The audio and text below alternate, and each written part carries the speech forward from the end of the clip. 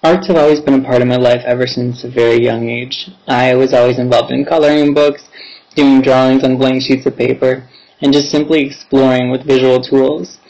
I spent a lot of time with my grandparents working both in a wood shop, learning carpentry skills, and working on science projects with my grandma.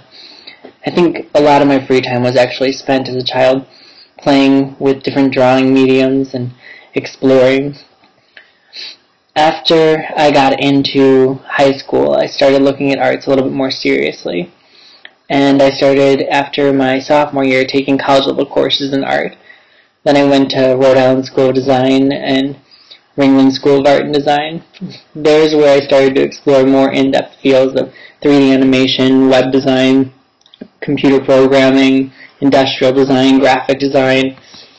And by the time I had finished high school, I was involved in almost every art course I could have taken and hit almost every medium that I've come across to this point.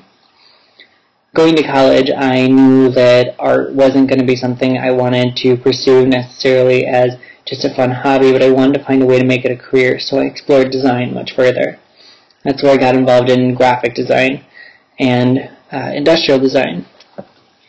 Through the field of industrial design, I pursued that as a degree and found it to be a very interesting and challenging way of looking at life. It took on projects in the way of exploring things as visual challenges, as life challenges, overcoming obstacles that people were facing through product, through design, through art. And finally, art had a huge function.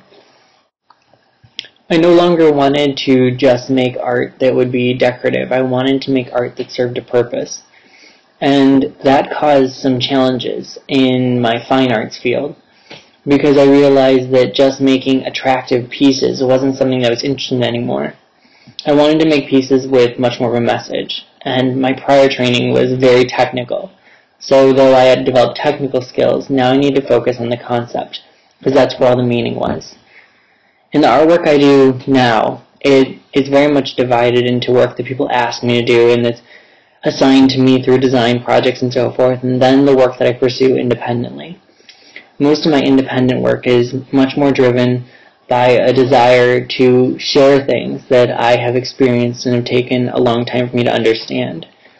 Usually it's things that I hide in my work that others aren't going to catch, or that only a few people are going to be able to really grasp what's happening. I'm very much okay with that because I don't make artwork for other people when I'm doing my own projects. I make artwork that is going to have a message for myself and allow others to ask questions. I think artwork instigates conversation, and I think it instigates internal questioning, and that's what I want my artwork to do, to bring people to ask questions and to reflect internally. I think that when it comes to most of the work that I've been inspired by, there are certainly great visual qualities about it that I'm drawn to and their technical skills. But I think a big part of it too is some of the mood, the emotion that comes behind it, a memory that it sparks, making each project their own sort of experience, making each art piece its unique experience to the viewer. That I think is key in some of the greatest artwork that I've seen. In a lot of ways I'm grateful for my diverse background and technical training because of that.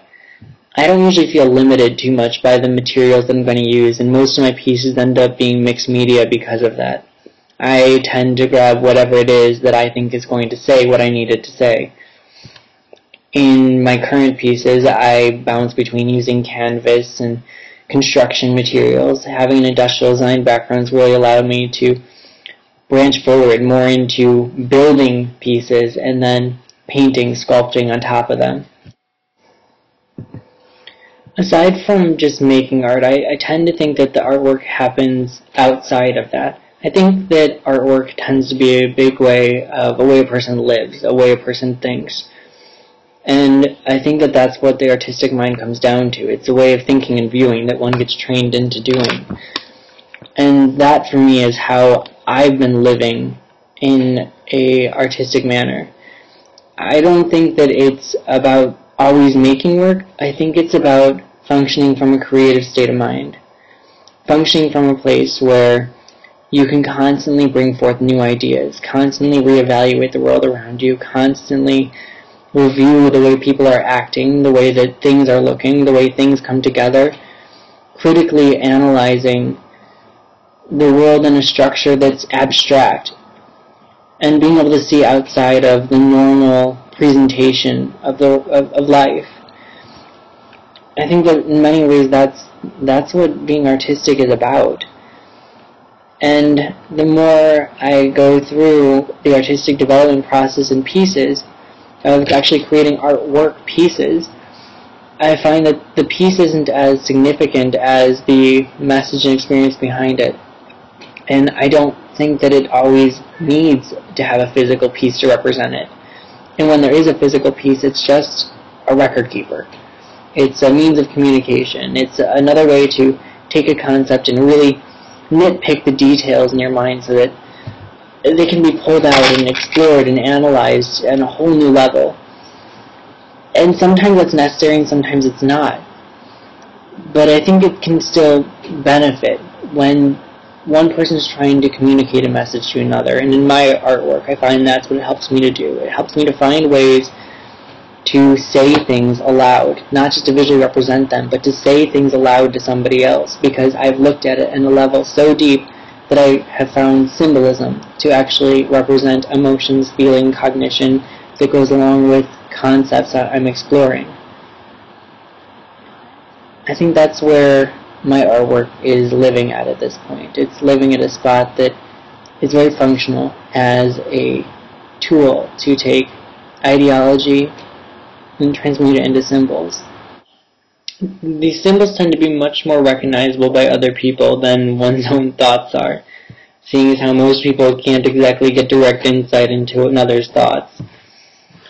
For that reason, I think that's one of the main reasons I've stepped back from making so much artwork, is because I see it as a tool for reflection between people, and the amount of reflection that happens within oneself while making art has been greatly beneficial to me in the past. But right now, it's not progressing me in the level that I would like to always be moving. I still use it every once in a while because it has its benefits. But at this point, I prefer using art as a means of communicating to others within themselves, helping them to make artwork so that they can make connections internally, so that they can start to view things a little more critically and explore things that they aren't looking at otherwise, so that they can start to question the world around them.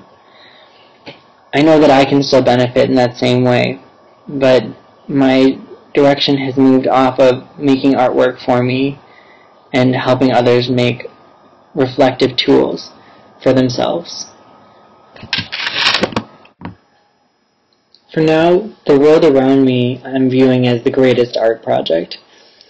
And for the time being, I'm going to be spending more time looking at that world and appreciating it and trying to connect with that rather than making my own artwork to put out there. I'd rather spend more time observing and looking than making.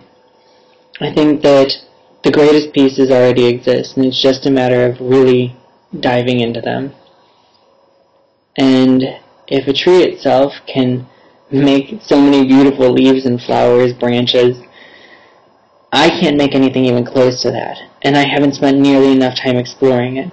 With so much attention going outwards to advertisements, the mass media, radio, man-made products, I feel bogged down by it all, and I'd like to spend a little bit more time diving into the natural world than focusing on the man-made synthetics. My current biggest art project is in the art of living.